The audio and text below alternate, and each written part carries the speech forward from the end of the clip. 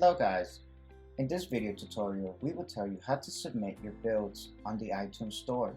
On the iTunes Connect, enter your Apple ID and password in the given space. Click on the My Apps icon on the Apple Store Connect page.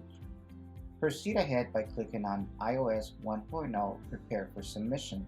Locate the Build option and press the plus sign to add build information.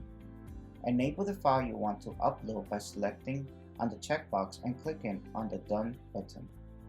Dialog box Export Compliance Information related to encryption details will appear on the screen.